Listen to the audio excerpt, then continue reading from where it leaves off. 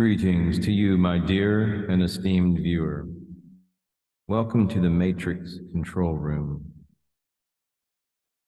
We're going to continue on with our investigation into the arcane understanding of the revelations to St. John, or commonly known as the Book of Revelations in the Holy Bible of the Western nations of this planet.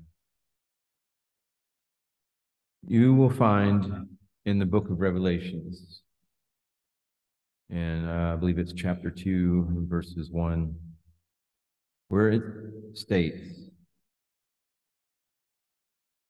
"Unto the angel of the church of Ephesus write these things, saith he that holdeth the 7 stars in his right hand, who walketh in the midst of the 7 golden candlesticks." Now, you have to understand that Jesus, the Christ, which we know Christ is a title, means anointed one. Now, we know, if you don't know, now you shall know. Now this information will be revealed concerning the nature of Jesus, the Christ, okay? Beyond a shadow of a doubt, we know that Jesus, the Christ, was a graduate in almost all of the mystery schools of the ancient world. We know that he studied in India. We know that he spent time in Egypt and very learned in the ways of the Magi, which Magi is a Persian word, and it's essentially equates to a very high-level philosopher, which, the word magic stems from Magi, of course. So anyway, the point with all this is Jesus was not some ordinary, cat. He wasn't even a carpenter. He was more of an actual Masonic, initiate in those paths of knowledge, in addition to being studied in the Essenes, the school of the Essenes, the Gnostics of that time period. So Jesus, it's no surprise when you understand that when you add this to your gnosis, that Jesus, the Christ, has full understanding of the planetary influences and the astronomical alignments and what they do. He is also aware, talking about Jesus the Christ, Jesus the Anointed One. He is also aware of the deeper esoteric aspects of the planets and their patterns that very, very, very few humans have ever known. So this is what, in that verse where it says, "Unto the angel of the church of Ephesus write these things, saith he that holdeth the 7 stars in his right hand, who walketh in the midst of the 7 golden candlesticks." So here we start to understand what our chakras need to know. Our chakras, our energy centers, our energy vortices, these spinning wheels of the various component parts of our divine human matrix, okay? So here we start to understand from the book of Revelations that is highly symbolic what our chakras need to know and to ensure we are grasping the gnosis of this esoterically, okay? This is very information dense teachings, if you will. So writing to the various governors, spirits of the assemblies, the churches, or the gatherings of energies of like-mindedness, John is teaching on each level or chakra. Ephesus is the root or the first chakra and deals with our basic biological and physiological processes. Lord Christ is the one that has access to them, having fully developed the chakras by walking among them all, and he holds the gnosis of his angels in his hand. That means essentially he is in full consciousness of himself and his life as a soul in a human suit, this genetic vehicle. We are consciousness. We are fractals of source, sparks of the divine, the infinite prime creator, the divine grid programmer. If you understood what we were, we're not this meat puppet, we're not this human suit, we're not this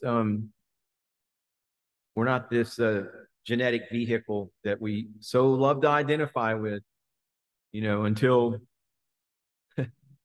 everything's all great when when you're young and your body runs and how it's supposed to run, and you're living life through your human suit. You're indulging all your capacities for pleasure, that the body can bring you. However, if you understood what we really were in essence, if you were to see source, the actual source of this entire reality, multi-reality, multi-dimensional reality, multiverse, if you saw what you truly were in essence, as a light, as a source, as a fractal of source, as a part, like the investigative part that has been sent out from source. And you would see all these streams of light that is everybody, every sentient consciousness that's in existence. I'm talking about everything is alive. Everything is alive, to include from the first dimension, the rocks, the plants, second dimension, the animal kingdom. Everything is imbued with consciousness at some level. Now, when you're at the human level at this point, and you were to follow the path of your existence from when you were blipped off or sent out from source, it's a line of light. And like if you were to see like a graph, like a chronograph, like measuring the oscillations of sound, you would see the path of the spirit, the fractal that you are of source, light. And then it would get to a certain point in the graph and it would congeal into a ball of light. And at that point, you've incarnated into a container, a genetic vehicle of some kind. And there are many kinds of genetic containers, genetic biological forms throughout this multiverse. The human Adam Kadmon form is the most prevalent. However, there are many other diverse forms of containers, of biocontainers that souls of light incarnate into and inhabit for that period to learn, the lessons that they're supposed to learn, unless you're of the dark. And even they have their issues. They have their facet to play within this whole grand symphony of consciousness. But what I'm trying to say here is once you kind of elevate yourself and detach yourself from the limited awareness of who you are right now in this, and you start to expand your awareness of multidimensionality, your all of that, your consciousness as it grows, and then you begin to intuit things, and one of those things that I strongly intuit is that all of life is connected. It's vastly more interesting than what we've been led to believe here from this limited third dimension consciousness. And so when you take all this into account and begin to look at things like the book of Revelations and understand the symbolism in this, and you understand that Jesus, it's the story behind the Christ and who we are as humans and our potential has been vastly downplayed. So I know I kind of rambled on that, but kind of just think about the fact of your consciousness.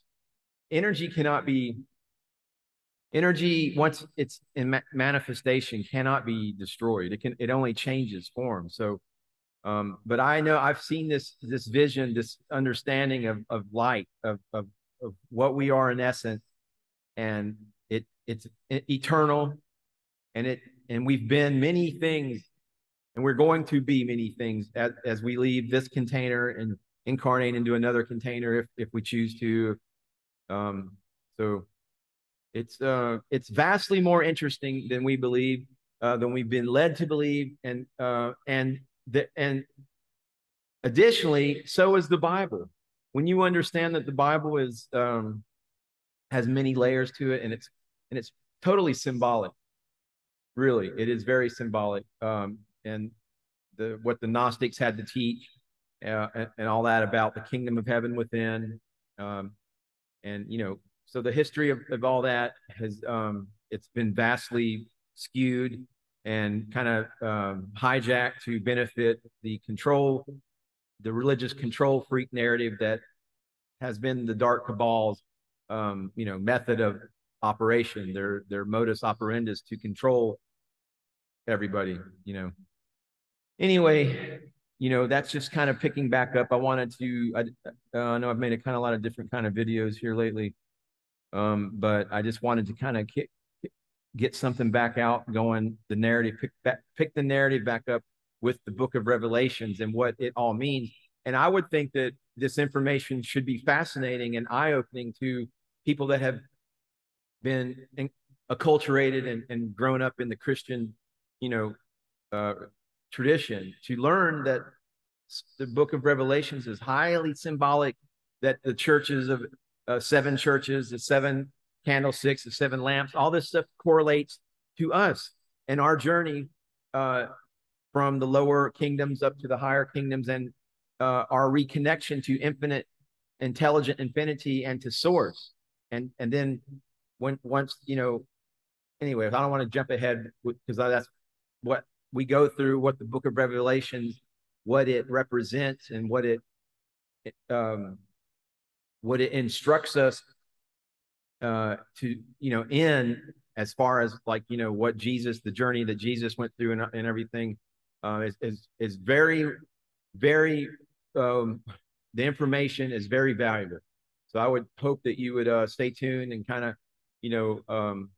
kind of just hit the subscribe button. I know I make some kind of videos all over the place, but I'm gonna try to stay on track with this information, and hopefully somebody will find some value of it, because that's what it's all about, is to serve, to be in service to source, and to do everyone do their part to help the transition from third dimensional earth to the fifth dimensional new earth. And so we can get this cosmic party started sooner rather than later. Namaste. Namaskaram.